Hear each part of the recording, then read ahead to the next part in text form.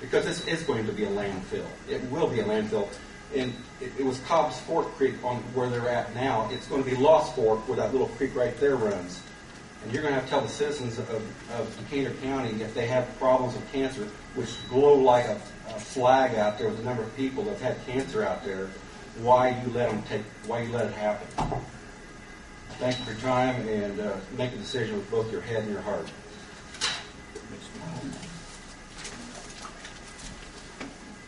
I have Mr. Kirk Pueblo, the Environmental Compliance Manager, answer some of the statements that have been made. I just would remind everyone here that most of the things he's been talking about, I told you about last month, I mentioned it again tonight. The old landfill, which is owned by the county, not by Decatur Hills, would be a Superfund site tonight. As he indicated, if it had not been for Decatur Hills buying that adjacent property and stepping up and working with the county to try to control things. I would caution the speaker also about making some of these accusations about causing cancer and all these other things unless he's prepared to step up at some point and prove the cause and effect of some of these things. And again, I would just mention, especially after hearing these comments, that I question the motives of some of these individuals in making the comments that they did, because some of them are interested in money. What are you guys interested in? The book is not. My name's Kirk Pueblo, Environmental Compliance Attorney. And there's a lot of discussion about the old landfill and about water quality from the old landfill and issues between the two landfills. They are adjacent to each other, and there are issues with the water leaving the old landfill, and it does flow towards our facility. We have a network of monitoring wells, which we talked about. There are 10 wells around Decatur Hills, which are in that water-bearing zone, below the till, below the liner, below the geomembrane. Those wells are monitored to ensure that there aren't any constituents, any contaminants coming from Decatur Hills landfill. Some of those wells are between the two landfills, and so IDEM is asking us to reevaluate our determination about how much of that influence, how much of what you see in those wells is a result of the old landfill. We're in the process of doing that now. We just received that letter a couple weeks ago. Absolutely. Yeah.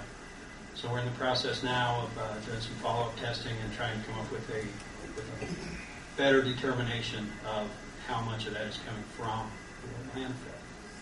We have made that determination before. There's a new section chief in the geology section. They just want us to prove it again, prove it to them. So, but again, those are issues with the old landfill. And we're in the process of trying to help clear those up. We do monitoring. We have the monitoring wells at the existing landfill. We also help the county to monitor their groundwater monitoring wells around the old facility, and we also do monitoring of those for the and monitor the constituents that you're talking about on a semi-annual basis at Decatur Hills landfill, and then less frequently. While you're at the podium, can I ask you? Sir. You're talking about all these monitoring wells and everything. When contaminants are found in some of these wells, how do you guys go about trying to clean up some of that stuff? I mean, you're hearing all these numbers and all this. Right. We haven't really even talked about any numbers. I guess I'm not concerned about the numbers. What's just a couple of the steps that you guys would go through to get back down to wherever the stuff is leaking from, whether or not it's the old landfill or the new landfill, to just try to stop it from seeping and getting into the neighbors and going downstream. Right. Well, the numbers that we're talking about, there's very complex modeling that's done, where you monitor. First, you have to figure out where the water is flowing. Okay. Which direction does the water move? Sure. Okay. Then you monitor the wells upstream, if you will, of the landfill, okay, and establish background levels. And then based on those levels, there's a lot of number crunching, a lot of statistical evaluation of those numbers, of the water that's on the side of the landfill. And you say, if there was no impact, if nothing changed, what would you expect the water to be in these wells on the other side of the landfill? Okay, and so that, you're not talking about, like, there's safe drinking water standards that drinking water has to be, things like that. These numbers are way, way below those numbers. These are just numbers that are determined if there was zero impact from the landfill, what would this constituent be? It's this up here, what is it down here? Okay. And so when we see anything that's outside of those calculated numbers, then IDEM asks us to go back and look and try to figure out if it's a landfill impact or if it's, there are natural variations, and that's why you do that analysis. You can't say the water's the same every place. Right. And so, I understand that. I just didn't know how, if it did get contaminated, I can say, hey, we gotta fix this. How do they go about fixing? Once that contaminant gets into soil, how can IDEM? I know they try to go in, but you have to try to dig that up. How would you try to get that out? Once it's, you see what I'm saying? Once it's impacted the lake. How would you decontaminate the contamination?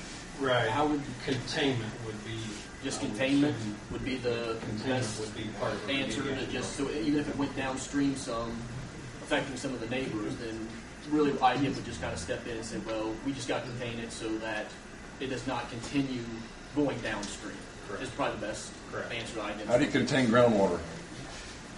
There are ways to set up hydraulic barriers that would contain it. Isn't That- it true that- though that, I'm sorry, Go ahead. that plastic pipe over so many years will deteriorate and the gases and chemicals do go through the membranes of the plastic.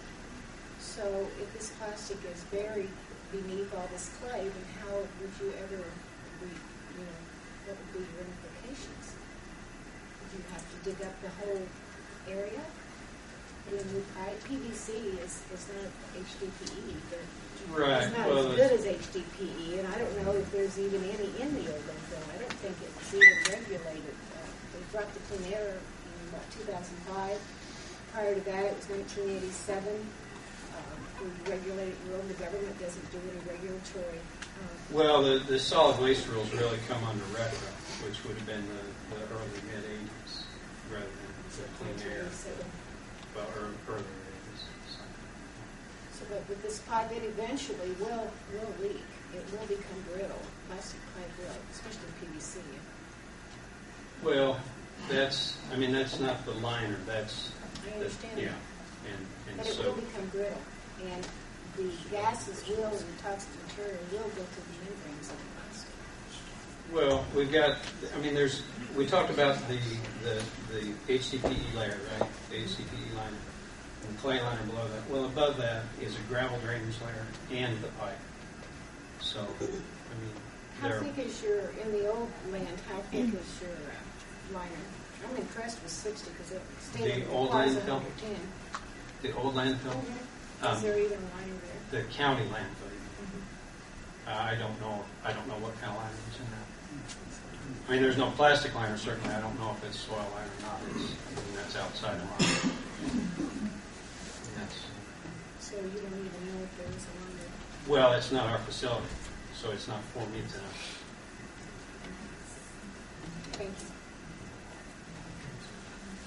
I just gave this paper up to you for you all to review a copy. One that talks about number 17, talks about the infiltration. Mr. President, if I may make a comment, I think the point that should be made by Mr. Beckner's presentation of this November IDEM report is that you would not have heard about it unless you gone to Indianapolis and dug it out. You would not have heard about these elevated levels that have already escaped. I also asked, I think there's other people who would like to speak. Can they all speak before Mr. Guerin comes back up and responds to each one? I think because of the number of questions that are bound to come through, maybe it's best that we let him make a short presentation to answer individual questions as they come along. Very well.